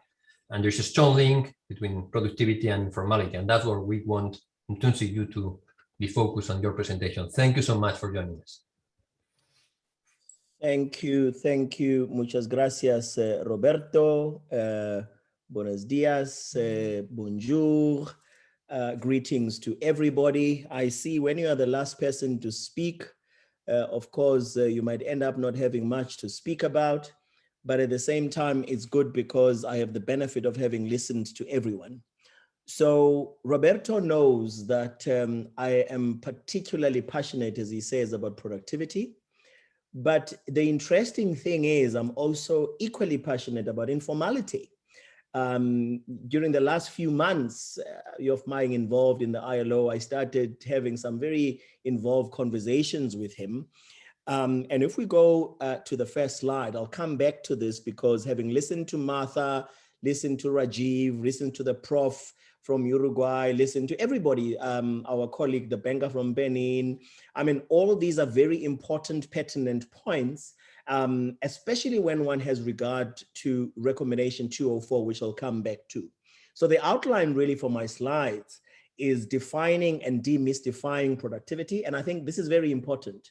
I do believe that it is important for us who are productivity practitioners to demystify it as much as possible and make it as simple as possible. The small business landscape in the emerging and developing informal economies, the productivity value proposition, the productivity and competitiveness issues and agenda post-COVID, and the observations and recommendations, and we can go to the next slide. Now, you will see from this slide that we try and do this demystification of what productivity is and try and make it as simple as possible, because we say, what is productivity? It is more than just a measure of how effectively resources, which we would call inputs from a technical point of view, are used to produce goods and services, which we would call outputs. And so when you talk inputs and outputs, people get completely lost, but hopefully that explains what it means. And it means using less to create more, working smarter, not harder. So when Rajiv was talking about even smarter regulation, it fits right into the mold of working smarter completely on a holistic kind of paradigm. A mindset that continuously aspires to better ways of accomplishing tasks and conducting business. Doing what I do today better than I did yesterday and even better tomorrow. Now, if that is very self-expressive, it's very self-explanatory. Creating and delivering quality goods and services at the right time, at the right speed, with the least cost.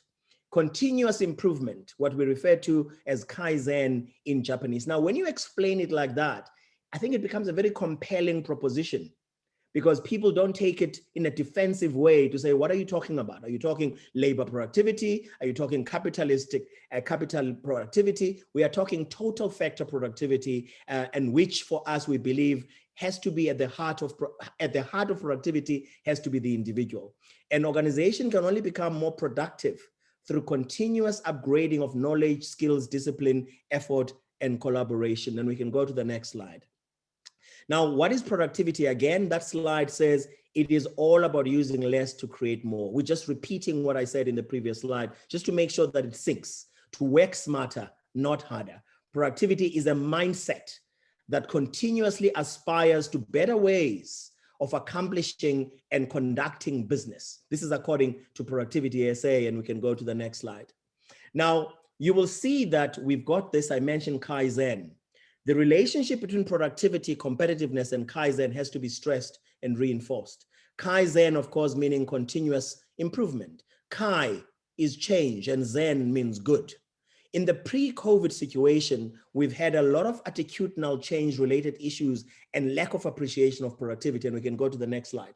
But of course, that last line that I've just made about the lack of appreciation of what productivity is could equally go to informality, because what has been revealed during the COVID is that the way we are dealing with informality is not necessarily the best route. We need to have other ways of doing it. All the examples that have been made by colleagues on the innovative ways, I have to pick on one particularly that Rajiv mentioned, and I'll come back to that as well, on stakeholder engagement. When we talked about stakeholder engagement and tripartism, that's going to be very important as we move forward.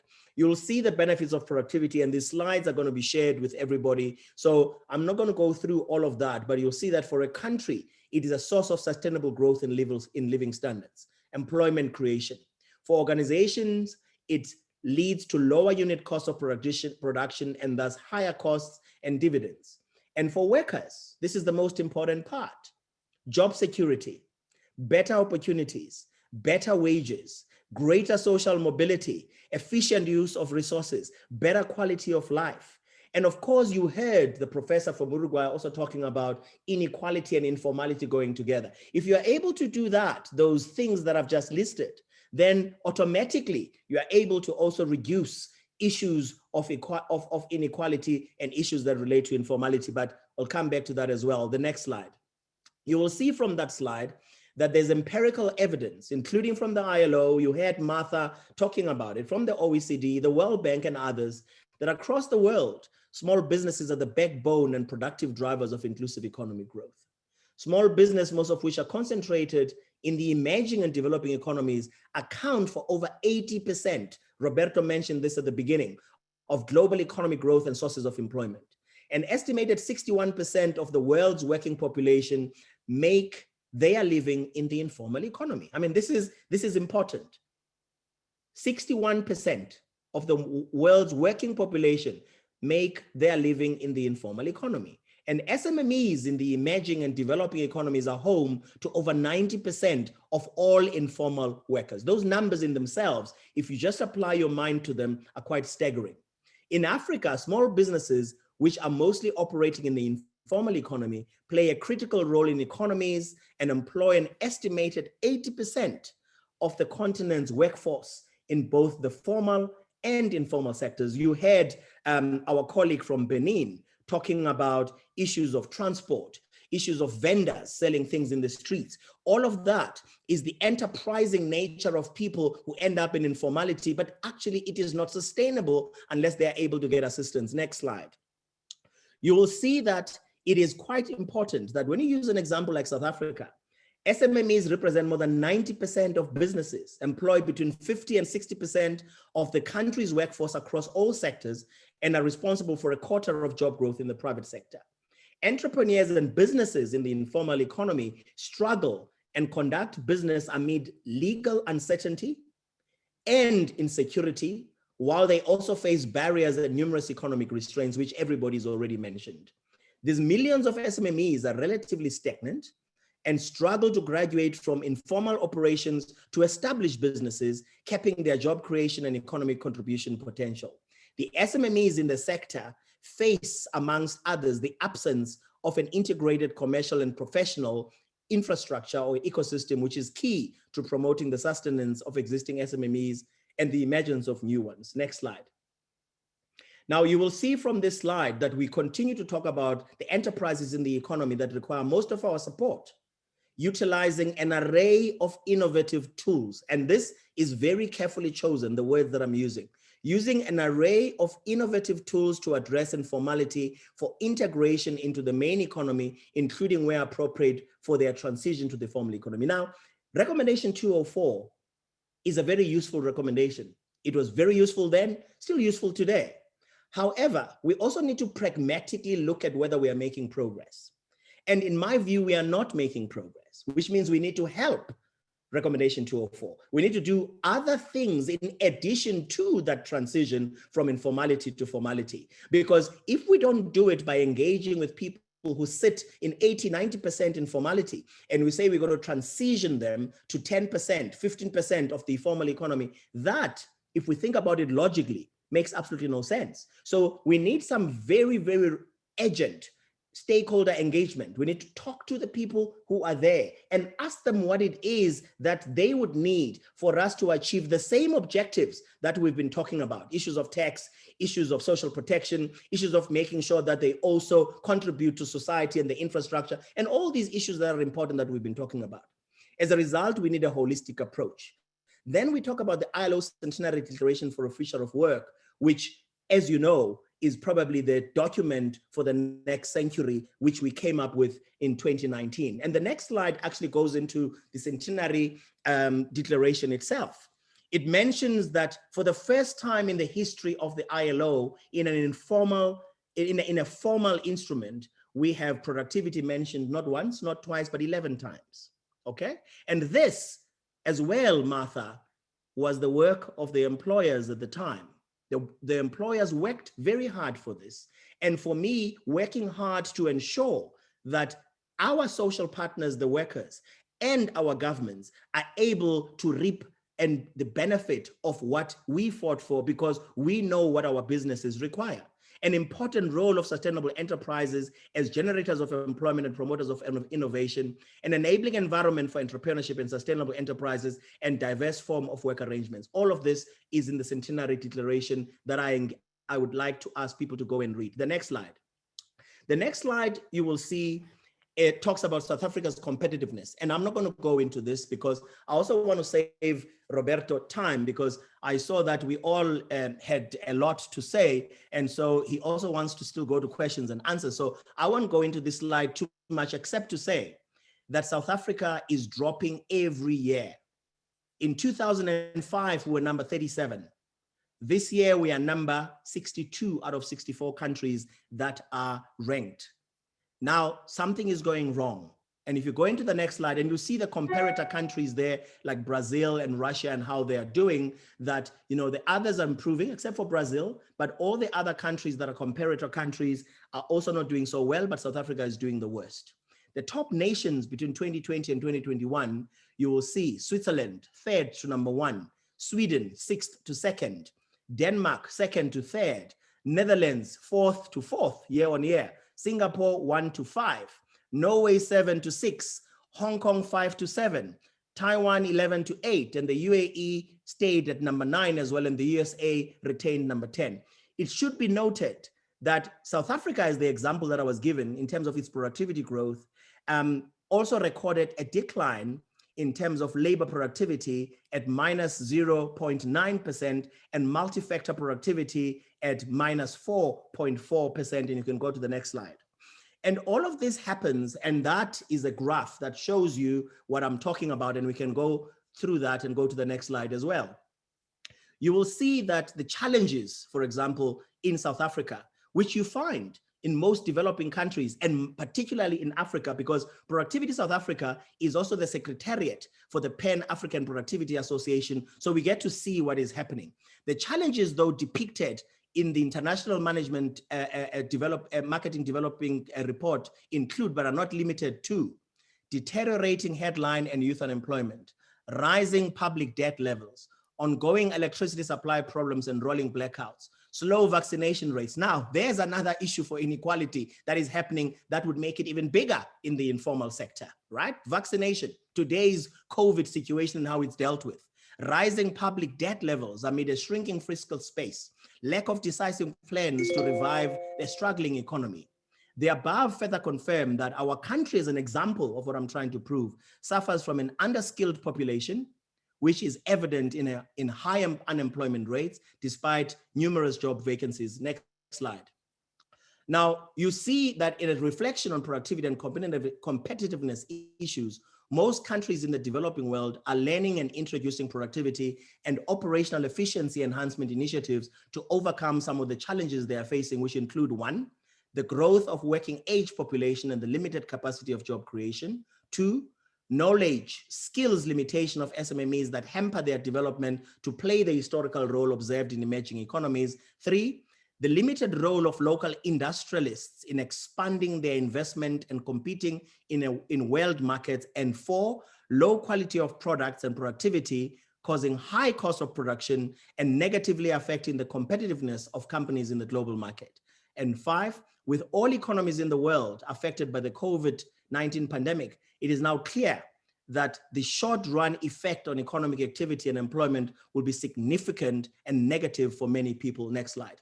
I think it's also important, as I get to this next slide, to just mention to you that the entity, for example, Productivity SA, is a tripartite entity. It's made up of a board that has trade unions, employers, and government departments. I think that's very important, so that people don't think that this is just some fancy footwork by employers. And all my trade union colleagues agree with these. And a reflection on productivity and competitiveness shows that compounding low productivity growth, competitiveness, and economic performance is, amongst others, the lack of a productivity enhancing national policy. Now, there is something very important.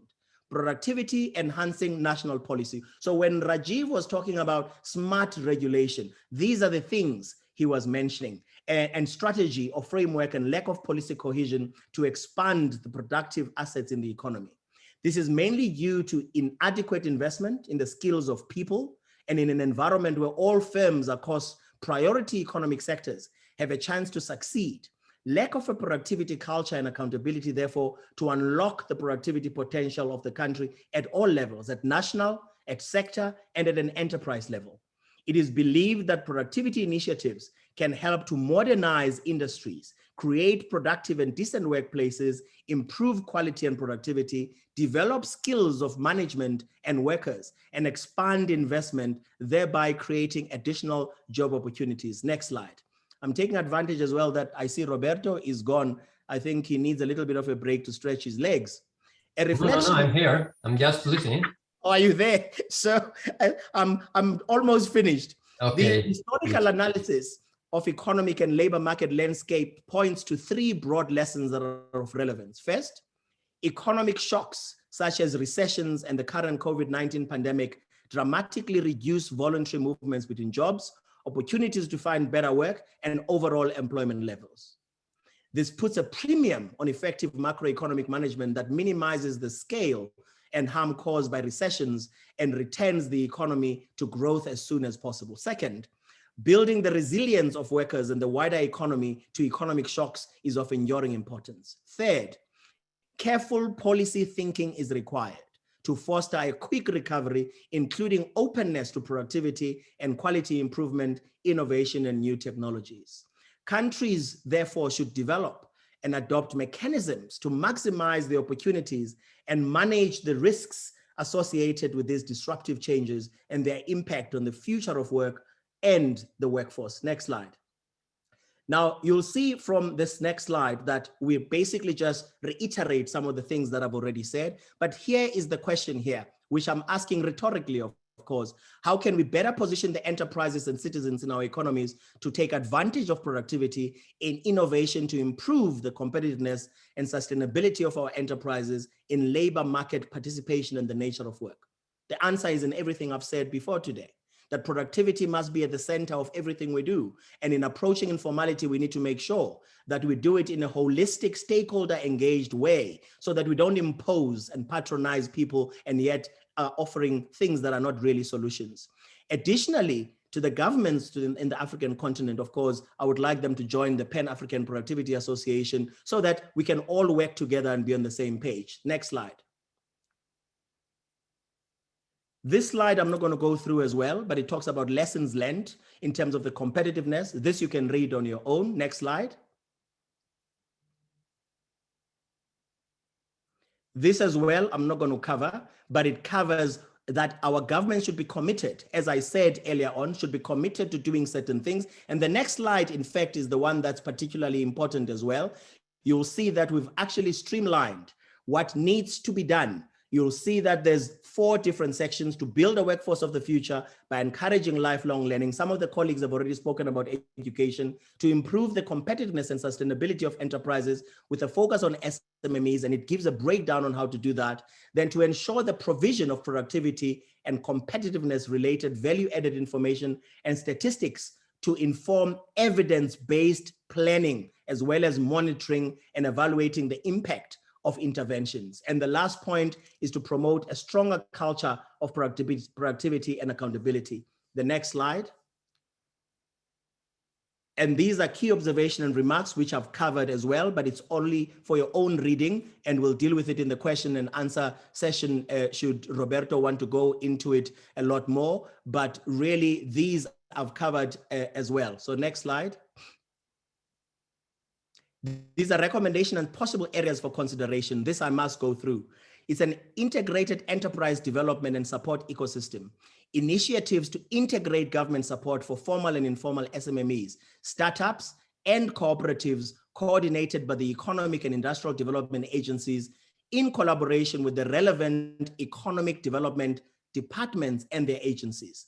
This should include alignment of programs to support what in this country we call sector master plans, funding of enterprise development and support programs, advocate for government to be a funder of first resort for enterprises, collective funding by DFAs and DFIs, and that funding should be linked to productivity outcomes. The SMMEs funding by the DFIs should be supported to be competitive and sustainable through a comprehensive suite of support programs, and that development agencies should be enabled to access the loan book of the DFIs to assist funded SMMEs with business turnaround and recovery strategies when facing economic distress and are unable to service their debt. And the next slide is actually, if I'm not mistaken, I think the last slide. Again, I'm not going to go through that, but it is self-explanatory. We want the establishment of national productivity centers everywhere.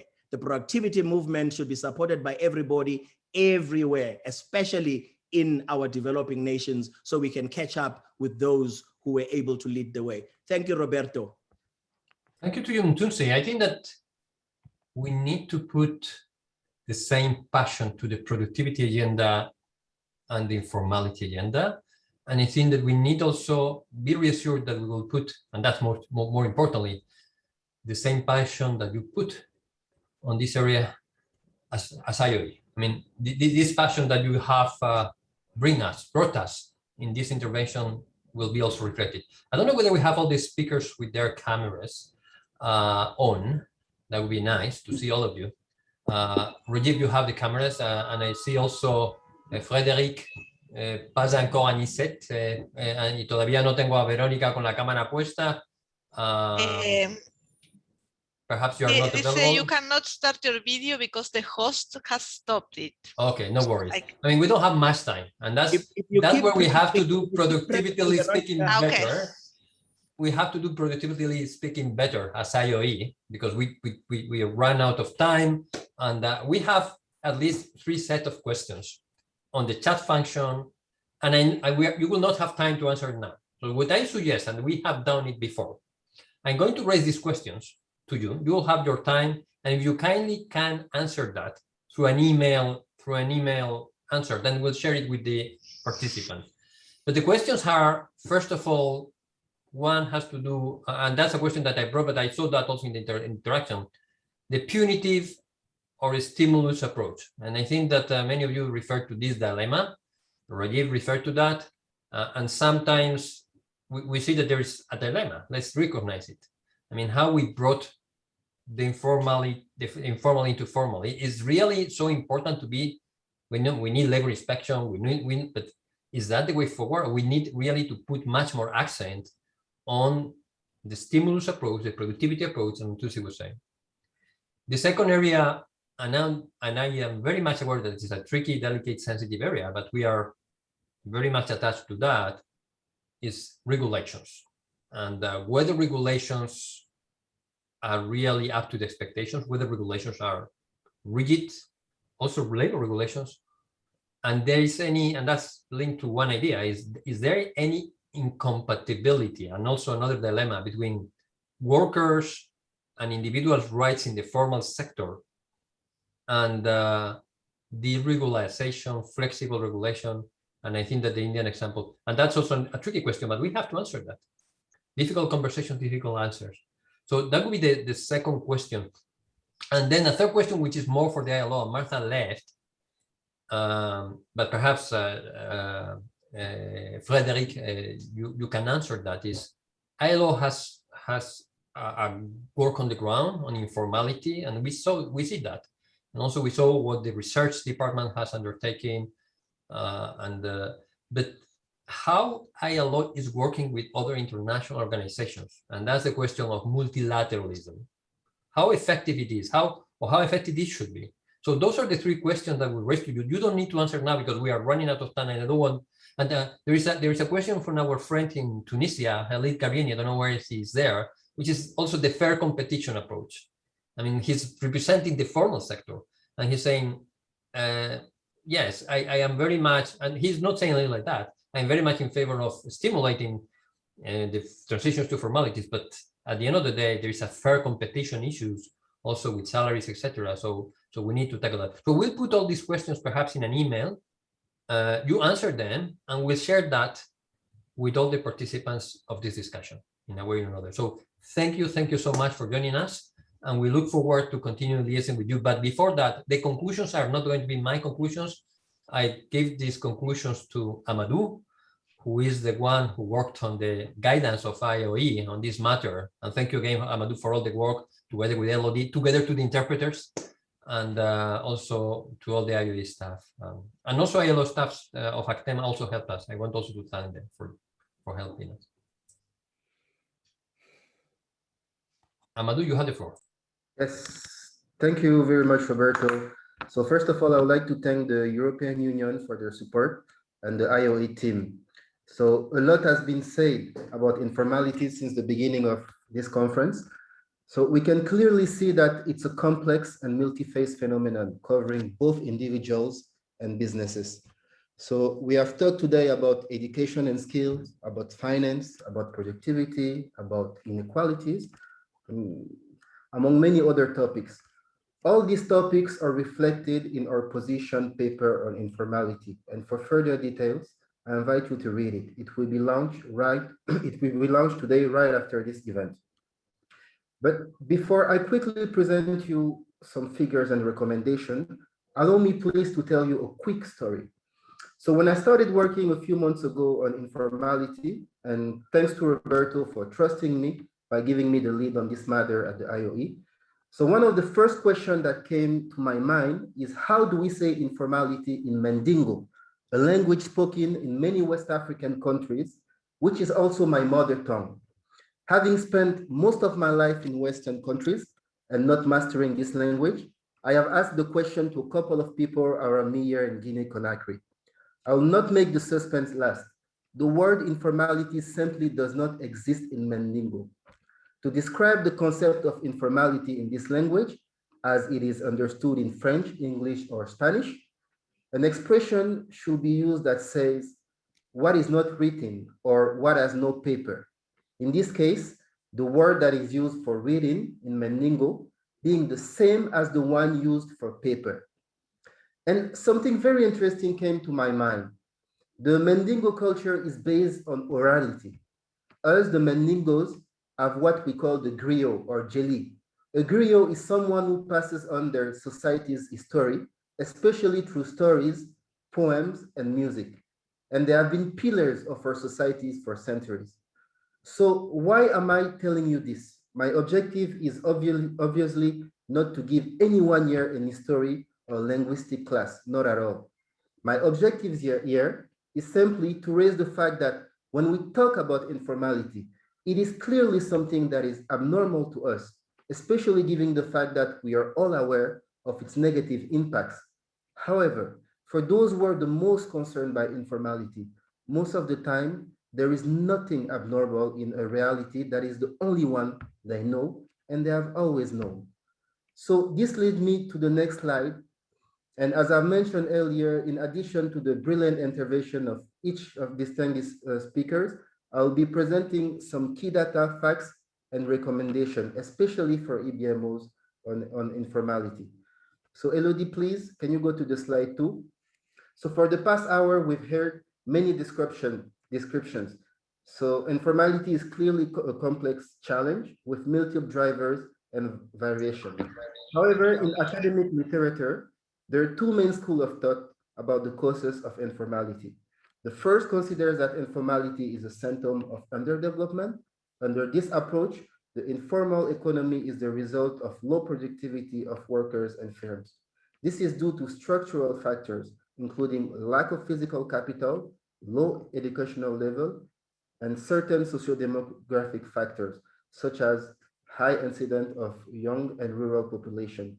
The second school of thought considers that informality is the result of bad governance. Thus, informality is the response of the private sector to an overly regulated economy and an inefficient state. Under this approach, firms choose to operate within the informal sector when the cost of complying with regulation exceeds the benefits from accessing public services offered to formal companies. So as I said earlier, as you can see, informality is a complex challenge with multiple drivers and variation. Next slide, please, Elodie. However, when we talk about informality, the different group of workers and businesses can be characterized by varying levels of sophistication, including at the lower end, most self-employed people sell basic goods such as foodstuff or provide transport or other basic services. This group is often the most in need of basic social protection and generally has few alternative economic opportunities. At the middle level, those engaged in more organized trade and simple, small-scale manufacture of basic goods for customer in the informal economy. And at the upper end, those engaged in small-scale manufacturing with low level of technology. They may be part of more elaborated supply chain in the formal economy. So the informal economy, which is often simply referred as informality, has also simply been defined as the market-based and legal production of goods and services that is hidden from public authorities for monetary, regulatory, or institutional reasons. As this last definition notes, the informal economy is generally distinguished from the illicit economy. I saw a question in the chat earlier about that. So let's go to the next slide, please, Elodie, slide 4. And in many emerging countries, just to give you some specific numbers, in Africa, we talk about 86% of employment in the informal sector, 68.2% in Asia and the Pacific, 68.6% in the Arab state, 40% in the Americas, and 25.1% in Europe. Next slide, please, Elodie. The good news is that while the informal economy remains a key source of economic output and labor, its shares of total world GDP has declined over time. When measured as a share of GDP, the informal economy has shrunk gradually across all regions. This suggests that reforms to reduce informality, such as reducing the hurdles to registering a business, are gradually working, although it also shows that the transition from informal to formal takes time. So as you can see on this figure, for the past 3 decades, informality has been decreasing. Next slide, please, Elodie. The consequences of informality. One of the most significant consequences of informality is that it is closely associated with higher level of poverty and economic inequalities. So Mrs. Amarante talked about this earlier. And according to the World Bank, workers in countries with higher level of informality were 5 times as likely to live in poverty than workers in countries with lower levels of informality. Similarly, level of inequality were also higher in countries where informality was high. The relationship between informality and poverty is partly explained by the lower productivity levels of the informal sector. Mr. Ndwamba has brilliantly exposed the importance of productivity. So the productivity gap between informal and formal firms is significant. In emerging market and developing economy, this gap has been estimated as workers in the informal sector also face greater financial, health, and safety risk. Many workers in the informal sector work on their own account, so do not receive a guaranteed salary. Next slide, please, Elodie. So the key policies to address informality. It is important to mention that policies discussion about formality often focus on the binary of formal and informal. In reality, many workers and business exist in what is called a gray area between the two. And this point has been highlighted, for example, in a United Nations report, which notes that economic relation of production, distribution, and employment tend to fall at some point on a continuum between pure formal relations at one pool and pure informal relation at the other, with many categories between. So the policies, next slide, please, Elodie, slide 8. The policies should focus on these specific areas. First of all, an efficient regulatory environment because excessive regulation and bureaucracy directly lead to informality. Second, simplified business registration and startup procedure. One of the most important and tangible area of reform is also a key measure of formality, business registration. Three, flexible labor law. Many developing countries have extensive labor law protection, which are designed to ensure workers are fairly rewarded for their labor. Four, robust social protection. To complement more flexible labor laws, a robust social protection system can protect workers between jobs while also providing coverage to workers in the informal sector. A robust social protection system must rely on more than employer contribution for its full founding. Five, property rights. Security of tenure for property is vital for informal businesses, as it gives them confidence to invest. Six, skills development and education. Frédéric Lapère also spoke about that. The inclusion of, for example, entrepreneurship, business, and management skills in the public education curriculum is an essential element of a strategy to address informality. So a focus on productivity. So as I said, Mr. Ndwamba has brilliantly explained us the importance of productivity. So changes in policy and the policy-making process should all be done with a strong focus on local context, as Rajiv Dubey has said. Translating policy and regulatory approaches from one country to another will be a wrong-headed approach. Instead, significant and rapid effort is needed to analyze the local characteristics of the informal economy and apply those findings to policy design and implement policy. And to end, what can EBMOs do to tackle informality? Elodie, slide 10, please. So there are many areas. First of all, when it comes to research and strategy on informal economy. So although employers and business organizations are primarily representative of enterprises in the formal economy, their role is often directly related to the informal economy. This happens in areas where formal and informal businesses share common interests. For example, enabling environment issues such as streamlining regulation or developing education and training systems. EBMOs also have a clear incentive to promote formalization, which contributes to a more level playing field between formal and informal businesses, while spreading the tax and social protection burdens more evenly and equitably. They play a vital role in pressing for action to help formalize the considerable employment and wealth creating potential of the informal economy. So before EBMOs roll out services, advocacy, and other support in their work on the informal economy, they may benefit from undertaking research and strategic planning to guide their engagement. A strategic review could include the following topics: a contextual overview, including microeconomics data on the size, sectoral distribution, and other characteristics of the informal economy. This could also cover findings from surveys about the experience of informal businesses or workers or formal businesses that interact with them. Key policies which are shaping either positively or negatively the scale and nature of the informal economy, as well as any other non-policy barriers to formalization. Analysis of the informal economy, as well as any other non-policy barriers to formalization, key stakeholders that are either in the informal economy or interact with it, areas of overlapping interest between existing formal EBMO members, the EBMO itself, and stakeholders in the informal economy. So EBMO could also develop specific research products to help them address key challenges in their informal economy work. For example, they may develop case studies that documents the business case for formalization. So the second area is EBMOs can offer services for informal businesses.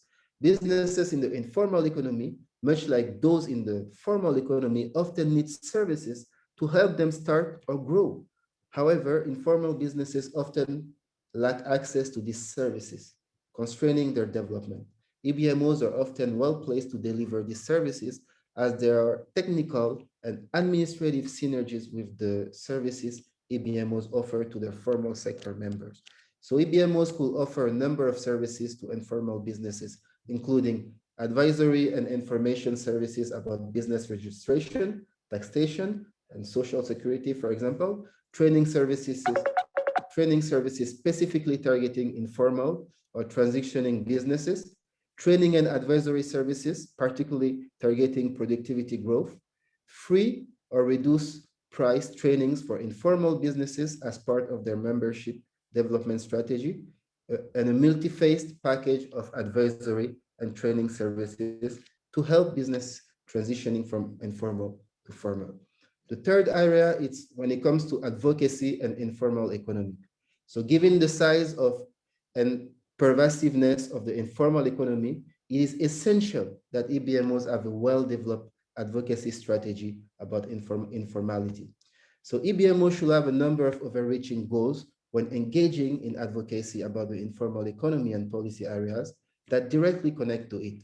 Some of the key goals include getting the government to explicitly integrate data and evidence about informality, adopting a realistic approach to informality to avoid punitive measures for businesses, as we mentioned, keeping a focus on incremental improvement, ensure that the cost of formalization employment are not entirely carried by low productivity informal business, utilizing national processes such as the poverty reduction strategy, ensuring that policies and programs on the informal economy do not discriminate, but instead specifically target vulnerable groups, including women, migrants, young workers, older workers, and also those affected, for example, by HIV/AIDS.